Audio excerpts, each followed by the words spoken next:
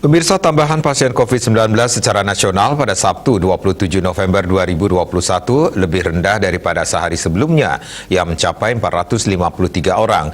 Penambahan kasus masih berada di angka 400-an orang.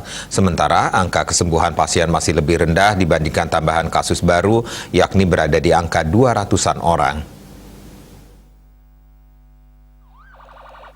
Tambahan korban jiwa COVID-19 turun dibandingkan sehari sebelumnya yang mencapai 14 orang. Jumlahnya tetap belasan orang. Data Kementerian Kesehatan menunjukkan terjadi penambahan kasus COVID-19 sebanyak 404 orang. Kumulatifnya menjadi 4.255.672 orang. Dilaporkan pula jumlah yang sembuh sebanyak 260 orang.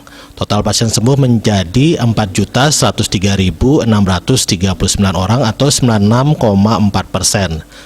Korban jiwa tercatat 11 orang sehingga kumulatifnya menjadi 143.807 orang atau 3,4% selama pandemi berlangsung sejak Maret 2020. Jumlah pasien COVID-19 yang masih dirawat mencapai 8.226 orang atau 0,2%. Suspek sebanyak 5.397 orang. Diah Dewi Bali Pos melaporkan.